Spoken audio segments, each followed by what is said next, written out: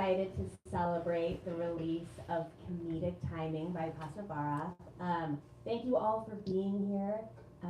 This is the third book from 831 Stories, and when you finish reading it, there is more for you. So if you scan the QR code at the end, you can get the epilogue, you can read some fan fiction, there's a candle that smells like a main character, there's ingredients to make a recipe in the book, there's all kinds of stuff waiting at the other side. And at the other side of this event, there's an after party at Montague Diner, and you all should feel free to come on over and drinks on us. That's it. Okay, very quick introduction. Thanks you all for being here. I'm Belle. I'm events coordinator here. If you need to use the bathroom, it is right next to the moleskin spinner right there. Upasna and Haley are going to be taking audience Q&As after the discussion, so start thinking of those now. The last thing is we are going to be signing and personalizing over in the window there. So we'll let you know where to line up for that. So the 831 Stories love has been overflowing here at Books Are Magic. We are so excited to launch this latest entry, Comedic Timing, yay!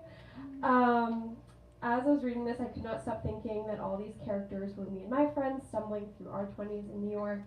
I love this quote from Kate Goldbeck, who said, "People who've been that woman crying on the subway just after moving to New York will feel so seen. It's me, I'm people." Very true. Comedic Timing is a raw depiction of romance and friendship, featuring all the complexity of navigating sex and love as a bi woman. I love that so much. You all are in for a treat tonight. Upasna Barath is a writer and performer who grew up in India and the US. She was a contributor to Rookie Mag and a Steppenwolf Theater Literary Fellow. She lives in Brooklyn, New York. Haley Jakobson is an author and playwright living in Brooklyn, New York. In her work, she explores queerness, girlhood, brains, and bodies.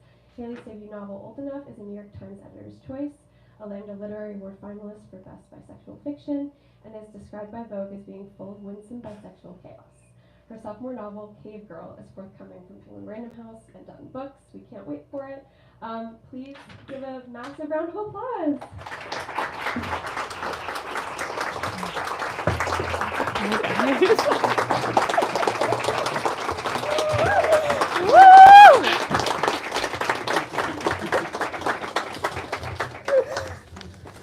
Hi. I'm so excited. Hi, everyone. I'm Haley. My pronouns are she, her. And I just want to say a little something about how I came to find this book. Comedic Timing landed in my inbox as a blurb request. And I was like, you know what, I'll read the first paragraph. Opened up the document and lost an hour of my time because I could not stop reading this book. I fell in love with it immediately. It is so gorgeous. I'm so excited for all of you to read it, and I'm even more excited to get to talk to you today. And I have some questions for you, if that's okay, but yes. I know you have a little something for us first.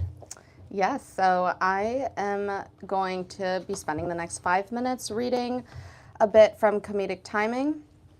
The first half of what I'm reading is just like some description, and the second half is dialogue. So there will be a slight shift. So just expect that. Sophia and I met when I was a sophomore in college, and she was a graduate assistant. At our Gender and Sexuality Resource Center on campus, I often spent time studying and lounging on the dusty university furniture with other undergrads. I felt safe amongst other queer people, free to be myself, no questions asked, but I also needed the validation. I felt gawky about my queerness, so internally gay, but never sure if it translated externally. I think Sophia sensed I needed to be brought out of my shell. I'm still grateful for it, and I probably always will be. We had a lengthy honeymoon phase for 1.5 years, most of which was just hooking up and going on romantic dates without a label for our relationship. It seems like everyone knew about us, our friends, the students who spent time at the center, even some of the professors who'd seen us holding hands in the early morning, walking from our residence hall to the cafe. She had a shag haircut back then, dyed jet black, and her sharp blue eyes sparkled beneath her bangs. Before we ever talked, I snuck glances at her body. Long and lean, her chest flat. I've always been envious of women with small tits. I constantly felt like I was wrangling my boobs into clothes before I fully embraced proper bras. She wore European League football jerseys or linen button-downs. In the winter, she tucked herself into sweatshirts layered over turtlenecks. I never saw her in skinny jeans or anything form-fitting. When we got together, I relished taking off her baggy clothes, having her on top of me, running my hands down her tight waist. She never formally asked me to be her girlfriend. Being in a committed relationship with her felt like the inevitable outcome, especially when she told me she wasn't seeing other people. We only started having problems when we moved in together, 3 years into dating. Our lives had become enmeshed, and at first that felt like a pure, unconditional love sort of thing, but our lack of boundaries triggered the worst in us. My tenacity, otherwise known as grudge holding, and her pessimism, which often arrived in the form of criticism. It hurt to no longer have access to her. Her life, her thoughts, her friends. Plus, the idea of Sophia out there having sex with someone other than me burned. But experiencing these emotions felt unfair, especially when I was the one to end things. She deserved to be happy, and ultimately, I wanted her to move on. David is definitely into you, Jordan says to me over the phone. Don't be naive. I'm not naive, I insist, louder than intended. A man walking past me on the sidewalk flashes a curious stare before disappearing forever. I'm walking back to work from grabbing lunch, starving after arriving early as promised. A motorcycle roars past, and I plug one of my ears, screaming into the phone. I just feel like we have more of a friend vibe right now, which is what I need, I guess, and like I told him, I'm not into men. No offense, but you've known him for what, over 3 weeks now? And he's going out of his way to give you a ride at 2 in the morning when you could take a car. Either he's into you or he's friend love bombing you. Friend love bombing, it's a thing. That's what I did to you. I laugh. That's different. Friendship is different. It's a relationship, Jordan says, and a bomb is a bomb. Here's my question. How into him are you exactly? What is your level of attraction? I think about David's scent for what feels like the millionth time. It's like I can still smell him if I try hard enough. I think about his silver ring, sort of improperly fitted, squeezing around his thick finger. Him tearing parsley leaves off the stem, holding his breath. The veins snaking up his forearms.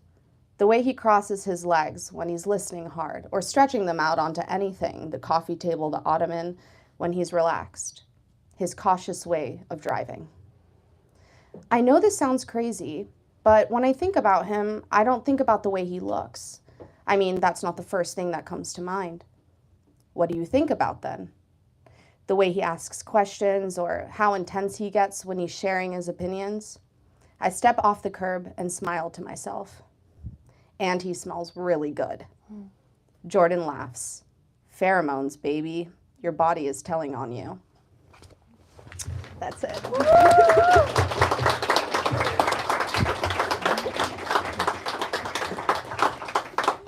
It's so amazing to get to hear you read your words out loud. I wish that we could just sit and you could read the whole book to us. Okay, so it would be bisexually sinful if we didn't begin this date, this event, talking about astrology. So I know that you are a Virgo, Virgo rising. Virgo rising. I'm already screwing up, guys. She's never going to ask me out again. All right, well, then let's talk about your big three and if you believe that your astrology impacts your writing. Ooh. Big three. Virgo, rising, Cancer, Sun, Scorpio, Moon. I don't know. I don't think so. I used to think about astrology a lot more when I was younger because I felt like really overwhelmed by the inevitability of chaos. Right. And I was like, I need something to like hold me down here. I will say, based on what astrology tells me about myself, Virgos are super organized. You know, Virgos are super organized. I feel very organized. I'm a very disciplined person. I think like for me, writing is about the playfulness, but it's also about like the fun. Yeah. Scorpio moon, like Nana, I do hold grudges. I do. And a lot of my motivation for writing is vengeance. So it does. Like I think about the emotions that like plagued me. I think about things that I want to say or conversations I want to contribute to. And so that's true. And Cancers are crybabies. I am a crybaby. Yeah. I'm very tender. Yeah, you are. Yeah. And this book is really tender It too. is tender. At its heart. So you said that it doesn't impact your writing, but apparently it definitely impacts your writing. So much so. And I so resonate with like writing as vengeance. I think that's a beautiful thing. And I feel seen in that. All right, so when I had asked you, is there anything that you hope that we could talk about tonight? You said bisexuality, which was all I wanted to talk about tonight anyway. So I definitely have some questions in that ether. And so I'll start with this one.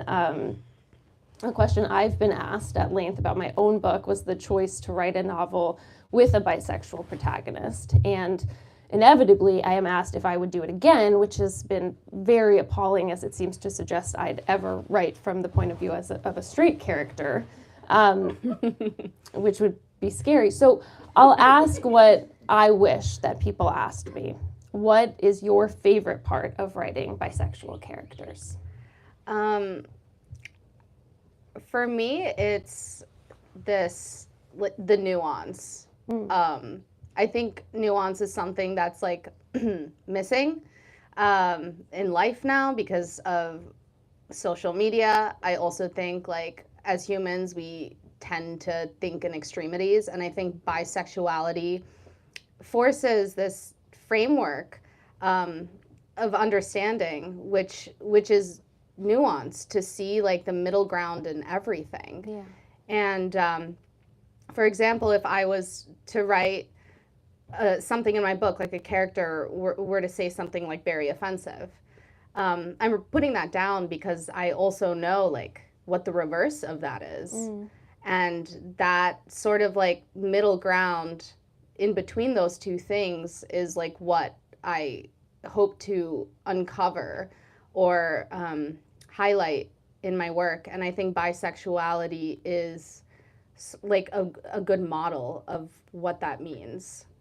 Yeah, I think so much of my experience reading this book was seeing how much Nana was attempting to stretch herself and all of the edges that she was coming up against. But inherent in her is this identity, right, which is so expansive. And so that just mirrors what she's attempting to do in this very specific moment in her life. And it's just so resonant and beautiful. Yeah. Thank you. I mean, Nana especially, like she is someone who works in extremities. Like I think for her, things either have to be this way or that way.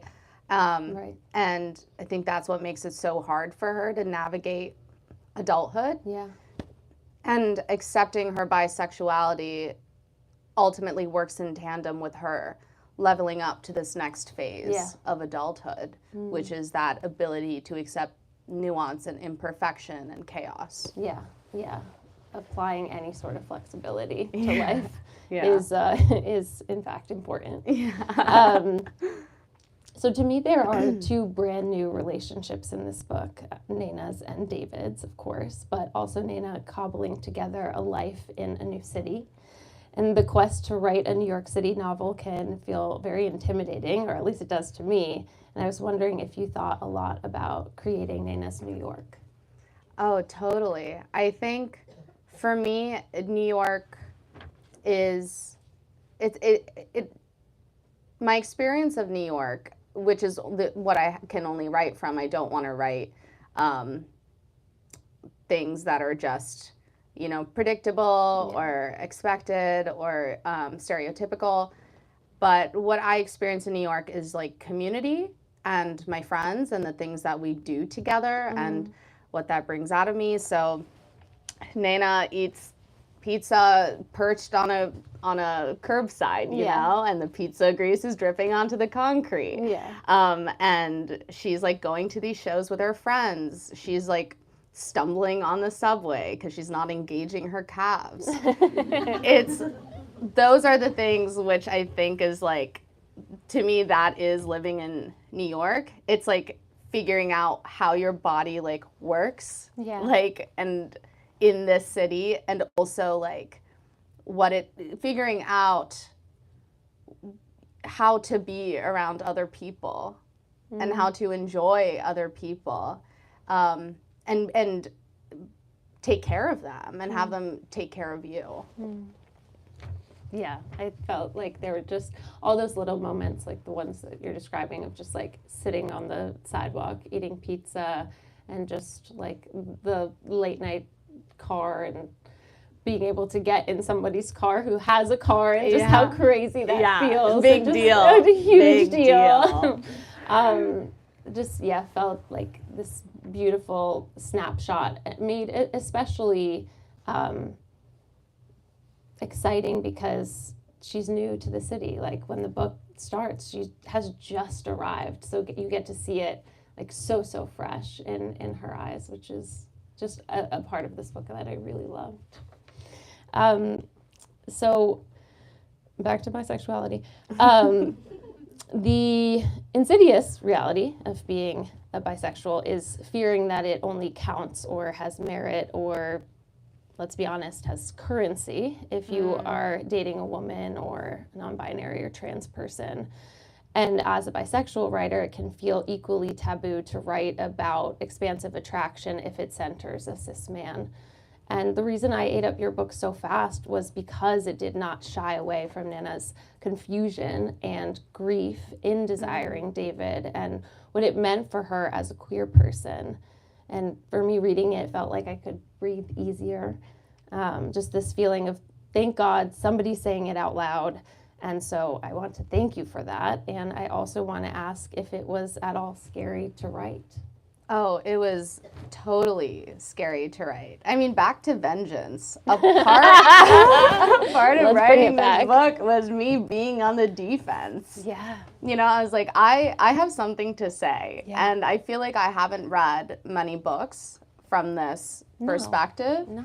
And, there were a couple of like texts of inspiration that sort of like gave me the courage to write about this, but I was scary. I was scary. It was scary. And I was scary. And I was so spooky. I was spooky. You all are going to be so spooked. It was scary because it felt like I was worried, honestly, that I was going to be like, people were going to come for me, But then I think what grounded me was the truth of it all. Yeah. I was like, this is so many people's truth, whether or not other people like to hear it. And I also think it's important because it challenges queer people about their in implicit biases. Of course. And that needs to happen because like, if you can't accept this type of relationship where, someone's experience of their queerness isn't necessarily like who they're with, but it's what's going on the inside, then like how does collective liberation work at all? Like I feel like this is kind of the bare minimum. Absolutely. So yeah, it was scary, but then I was like, I'm gonna be brave. And you were so brave, and it really paid off. No, I mean, truly, the entire experience of reading, and I read it again over the past 2 days, is just like, you said it out loud. And it's just, that's what books are for, right? Like that's the experience we hope we have when we read a book, just to feel so truly seen. And I don't think that there's enough stories like this one. So I think a lot of bisexuals are going to be real happy with you. Yay. This one certainly is. I also found myself thinking a lot about the meta experience of a writer writing the writer, because Nana is a writer in this book. And I related so much to her struggles and her questions and her triumphs in her, quest to start her career in New York as a writer. And I was wondering if you thought at all about that, like what it was like to be a writer writing the writer. Yes. I think what was really hard was like finding where the points of separation were, and then like where I had to like lean in. And the points of separation were like Nana writes nonfiction, she writes about the internet, cultural commentary, satire, things that I know nothing about. I actually had to do like a lot of research on to like figure out like what is going on in like someone's brain, like who are some people out there like writing these kinds of essays. But then where like I think I leaned in or like lent myself to the character was just like her self-doubt. Yeah. And also just like how her mind works in terms of like constructing a piece, like how her and David talk about it together and how that makes her excited, and how she gets to hash out the subject of the essay from all of these different angles. So I think it's also just like writers are observant people. And so for me, it felt right. And they ask a lot of questions. They have a lot of questions about the world. Yeah. So it felt right to make Nana a writer, because she is someone, to me, she was like from the beginning a character who had a lot of questions, and who was very observant of other people, and about the way that they were and the way that they engage with the world. And the reason she pays so much attention is because she doesn't know how to engage with the world. Wow. Yeah, see, I would have never known that you haven't written any essays on like internet or internet culture, because by the end of the book I was like, oh, well, like, can I go and read like Nana's writing, please? Because it's so compelling. So I am very glad that I asked that question, because that was such an interesting answer. And that was a really good question. Wow, thank you so much. The date is going well. The date's going everyone. so It's well, going well. Okay, coming back strong. Okay, so one part of the book struck me so much, and it's the section where Nana is referencing Margaret Atwood's quote, "You are a woman with a man inside watching a woman. You are your own voyeur." And she's getting ready for her first date with David. Spoiler, I guess, sorry. And this shook me, because I think so many queer people work very hard to decenter the male gaze, and it's such a mindfuck for Nana to have to reckon with all of the work that she's done on like an intellectual and spiritual level to decenter the male gaze, and then have to integrate her attraction to David. And I feel like there's equal excitement and labor that comes with this desire for him. And I want to know why it was important for you to write that narrative and to bring in that quote specifically. I think for Nana, she has never had to consciously work on appealing to men, or wanting to be desired by men consciously. And so for her to be attracted to a man, and then for that to be her next reaction, which is like, of course you want to be desired by the person you're attracted to, but like then that added layer of, oh, this is a person whose gaze I've never prioritized, and in fact, if I were to prioritize, then I would feel that I'm like doing things wrong. Right. Right. It was important for me to break that down, because it's also such like an interesting like fractal of being bisexual is like the guilt. Yeah, the shame. The shame and the guilt of being attracted to a super sexy man. Yeah. What are you supposed to do, though? I can't really do anything about it. You know what I mean? That's like seeing chocolate cake on the table for you, and then they're like, oh, but it has so many calories, and Right. and sugar is bad for you. And it's like all these things I know on an intellectual level, but I know if I eat the chocolate cake, I'm not going to die tomorrow. No. And, you know? Yeah, no, it's true. So it was really important, I think, to bring that in. And I also know that it's something that the master doc, all of these things are huge reference texts for queer people in the community, especially lesbians and bisexuals.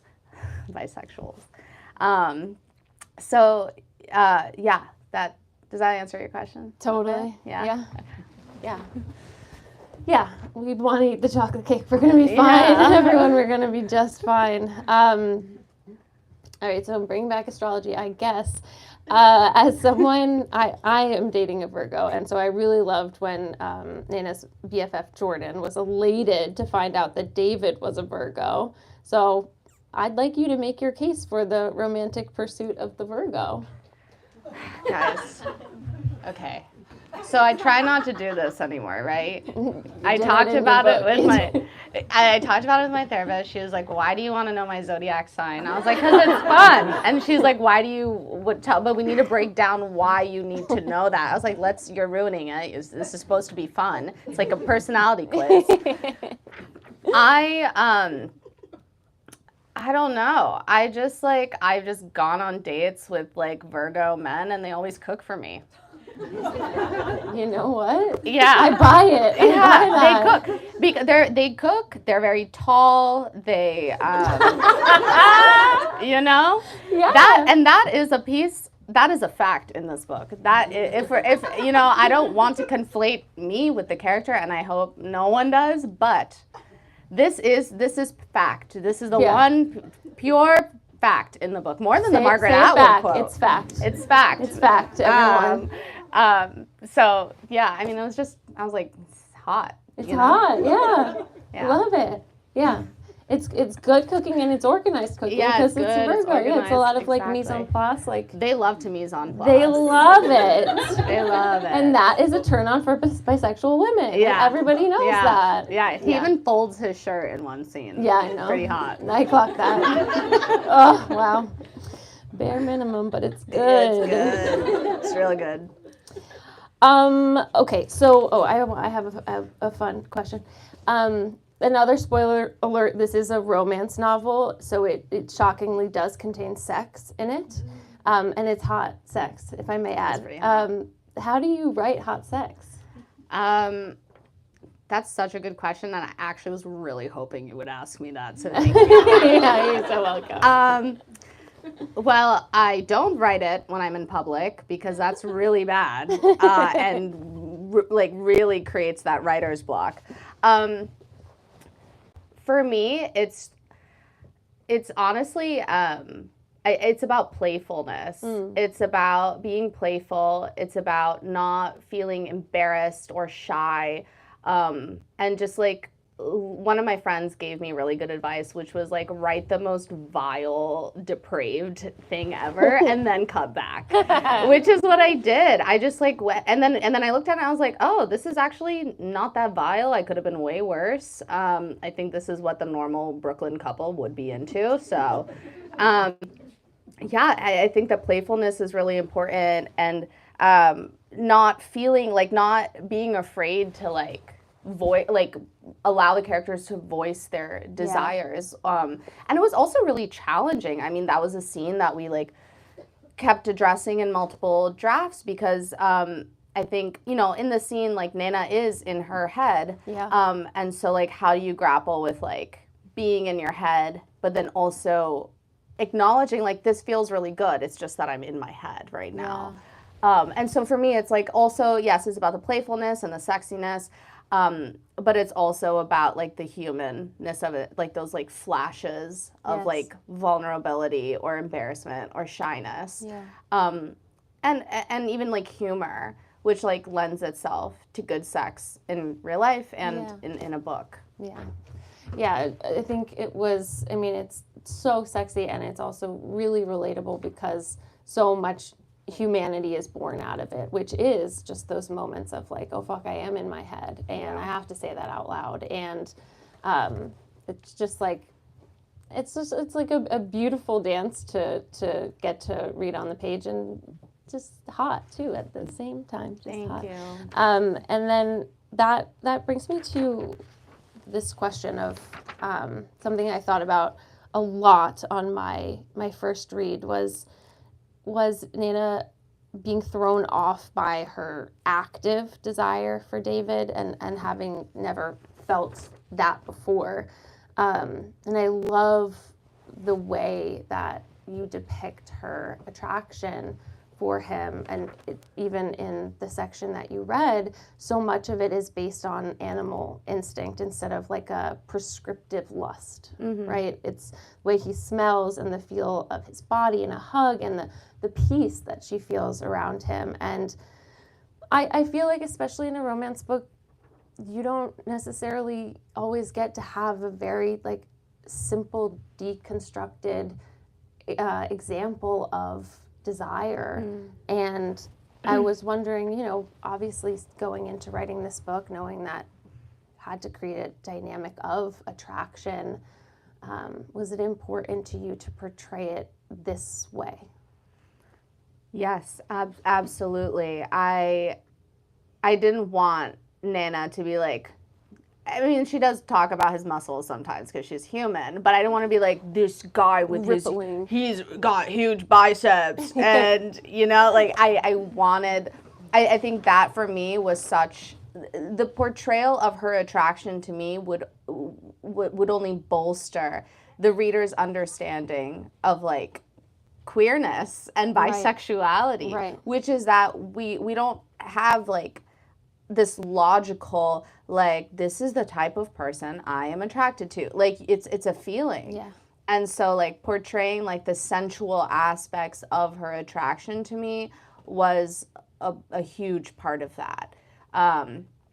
Like, all of these decisions that I made about how Nana describes her relationship to David and her attraction to him it is inherently, like, a part of her experience as a queer woman. And yeah, I mean, and that's totally the reason why I read that passage, was because like, even it's like something that she can't even accept, but is so obvious to the people around her, which was also really important for me, was to have this character have like so many supportive friends who, you know, she's like, okay, I'm going to take a risk and tell them the truth. And then she does, and they're so gentle and they're kind.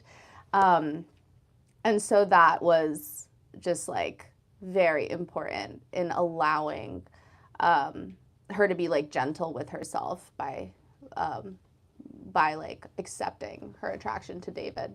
Yeah, and I was going to ask about your decision to sort of bring in these friends and these anchors in from her, you know, her best friend in Chicago, who she's not with anymore, Jordan, and then like these, you know, Chloe at work and the new roommate and everyone. Like, you can feel through the book that she is bracing herself at every turn for somebody to say like, you're not supposed to do this and you're not supposed to want this. And at every turn, for the most part, she is just truly embraced, and more than anything, people just ask her questions. It's not black and white at all. It's just like her curiosity breeds more curiosity, which is also so inherently bisexual. It's just really beautiful. So I love hearing you talk about the decision to have her, like, her core people in the book.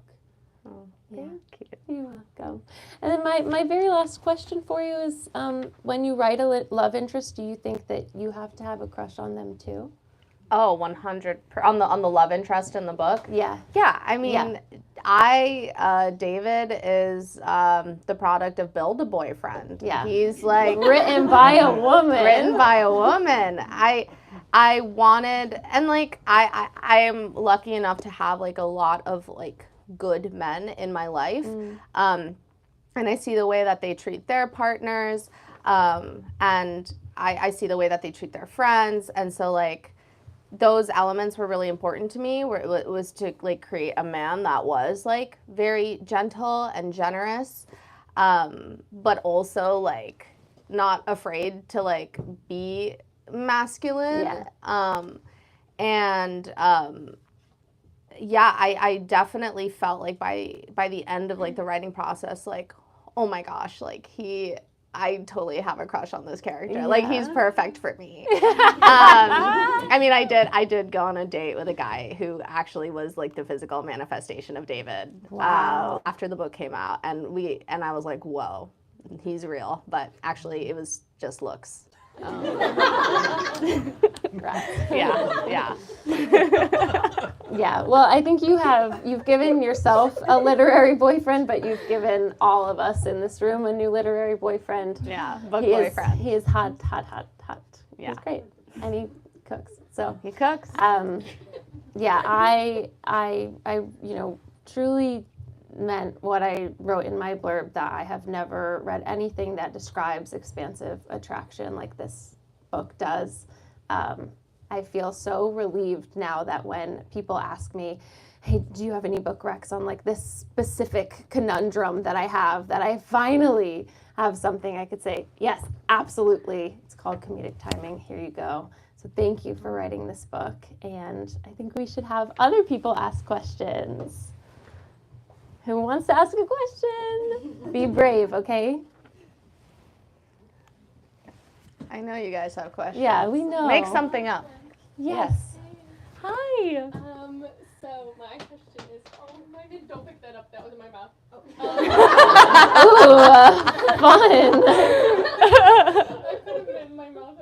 Never mind. My question is, you mentioned that there were some books that inspired you to write this bisexual story. What were those? Yes, so Little Rabbit by Alyssa Song-Siradej. That is a book about bisexuality, and there are a lot of elements in the book, like in retrospect, that like this is definitely like a cousin of Comedic Timing. It's about a woman who has only dated other women and then like ends up with an older guy, and then all her friends are like, this is so bad for you, and she's like, what are you talking about? I'm having a great time. So this is kind of like, that was kind of like the reverse situation where like her friends were not very supportive. The next one isn't about bisexuality, but it's called The Apprenticeship by Clarice Lispector. She's a Brazilian writer. And in that book, it's about like a woman who's like very anxious and antisocial, who has a crush on this man, and he likes her too, but there are just things that they need to work on within themselves in order to be together. And I feel like that's like very reflective of Nana and David's dynamic, this idea of like love being the greatest motivator for like self-improvement. Yeah, wow. Woof. Yeah. True. And it's okay. And like, why not? No, it should be. Yes, Right? It should be. Yeah. Yeah. I love that. Okay, another one. Yes. So everyone I know talks about how brutal it is to date in New York. I was wondering, when you were writing this book, what kind of environments or opportunities or places were you thinking of as good places to meet people and start dating people? And are there any environments you consider absolutely taboo when it comes to trying to meet people? That's such a great question. So the question is, dating in New York is really hard, and what were some places in the book that I considered good places to meet someone, and then what are some places that are taboo? Good place, honestly, meeting someone through friends. Because when you meet someone through friends, it's like, you can't really do something mean or bad or like distasteful, because everyone's gonna know. Yeah, Versus when you meet someone from an app and they can do whatever they want to you and no one's gonna find out. So I think like, Nana meets David at a party that, her friend told her to go to, or her friend introduces her to this guy, and then this guy invites her to the party, and that's where she meets David. So I think like any parties where you can meet people like in your community or like broader community, I think that's like usually like a safe place. I don't consider, honestly, gym. Do not actually. It's just like, and then you can't go back there, and I would not. Gym is safe space. Like, do not meet anyone from a gym. Yeah. I agree with that. Right? Yeah, you can't go back anymore. You can't go back. It's fun until it's not fun. It's fun until it's not fun. Yeah, that was such a good question. Yeah, super and good you question. did a really good job repeating it back. Thank you so much. Yeah, you're welcome. Who's next? I hear whispering. Oh, okay, here you go. I'll start with you, and then we'll go to the front row.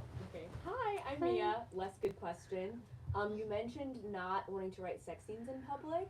What scenes did you like to write in public? If any, like, Great are there question. any spaces that really helped you get unstuck, and what type of scenes were they? Yeah, Mia asked, what are some places that I do like to write in public that are not sex scenes?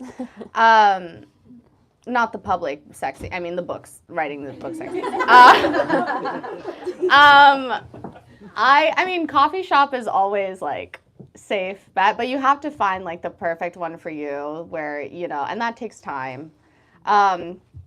I would also say like friends' apartments, co-working, where you just feel like really safe, like this is your spot, these are your people, you can be yourself, you don't have to talk to each other. Those are my two go-tos. And I love like writing at my desk. Like my desk is like, I've made it a very safe place for me. In fact, I don't even like work my 9 to 5 from my desk. I work like on my couch because like it is so sacred to my writing. Wow. So yeah, thank you for that question, Mia. What's your I was question? just wondering, your book has so many kind of like we talked about, like vulnerable and relatable scenes. I was wondering where this book kind of began for you. Was there a character that you started with and the rest just kind of fell into place? Was there a scene you had in mind first that you kind of developed the story around? Like what really started this novel for you? So the question is like, what is the seed of the novel, or what got it started? Definitely like needing to respond, vengeance again, needing to respond to like this broader conversation about bisexuality. Like I just, and also like kind of utilizing like the forbidden love trope in like a very like discreet way. Like she's not supposed to be attracted to him, and that's what pulls her in. Like the more she resists him, the deeper he pulls her in. So that idea was like very enticing to me. And I also just like, I've fallen in love with friends before, and it's not great, but it happens, and maybe it is great. Like that's life. And so I wanted to like put that in the book and explore like what it could look like to like meet someone in like a platonic setting and then like allow it to blossom over a period of time. Thank you. What about in the sort of the back region? Yeah, all the way in the back. We have two actually. So my question is, as someone who has written things before, like movies and essays, do you feel like you already knew the voice and the tone that you wanted to like approach this book with, or do you feel like you need to find it all over again? So the question is, did I go into the book knowing what the tone was, or did I have to, and the voice, or did I have to find it? I absolutely knew what the voice and the tone was. I knew that the tone was like light and tender and like funny at times. And I knew that the voice was like anxious and like unfettered. Like there's this quality to the character where you're watching her figure things out in the moment. And like I love Elif Batuman, like most people who know me know that, and like her character Selin is like very much that. And it's like the whole book is about her like liking someone and having a crush on him. And so that was like pretty inspiring to me in terms of the tone as well, because that character too is like very funny and makes a lot of observations, but it's like tender at times too. And the one right behind, yeah. I kind of forgot mine, but we'll get there. How much would you say this writing process came from a place of personal experience versus things you were trying to figure out or explore? And how did you navigate the difference between like things that happened to you versus things that you wanted to put in the book? I'm interested in, how this is a work of fiction, but also so deeply personal. Yeah, so the question is, how did I navigate like personal experiences and also like writing a fiction book? And I think for me, a lot of how I approached the book was like an actor, in terms of like putting myself in the character's body and trying to understand like what they would feel and what they would do in any moment. And on a larger scale, in terms of the ideas and some of the scenes and the relationships, I think for me it was more about like exploring emotions and what they meant in a broader narrative, and how relationships like evolved and changed in a broader narrative, more than like this happened to me so I want to put it in the book. It was more like about the emotions themselves and like putting them into the characters, in whatever situations they found themselves in, and going from there. Okay, Sorry, one follow-up question. Also, you look great. Oh my God, thank you. You really do. Gorge. Thank you so much. Our first date, remember? Yeah, that's why we're dressed up like this. We look great. We do. Follow-up question is there any of those emotions or things that you talked about that you feel post-writing the book, like especially attached to now? Any emotions I feel attached to after writing the book? Yes, I think this idea of like allowing yourself to be seen by the people in your life in like your most rawest form. And I think in dating, people always enter in a situation like on the defense, or thinking I want to be this kind of person, or I want this kind of person, versus like allowing themselves to be curious about how they're responding to the other person and how the other person like is. And so that level of like openness and curiosity and vulnerability has really stuck with me, and I think has like blessed my dating life, which I'm grateful for. Amazing. Should we do a big round of applause?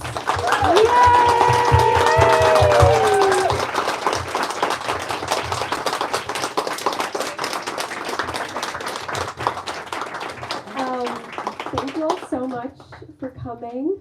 Just a couple quick reminders. Thank you both so much for being here.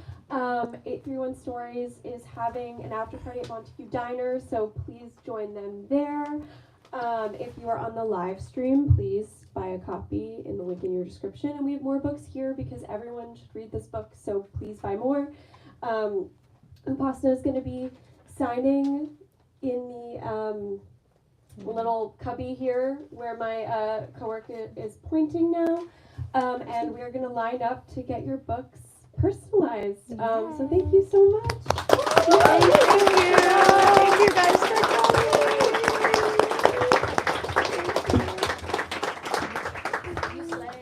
Thank you.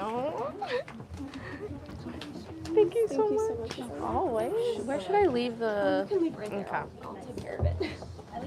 You're brilliant. Oh, thank you. The questions were so good. Thank you. I was so excited to ask. Oh my gosh. I was so nervous. And now we signed the books.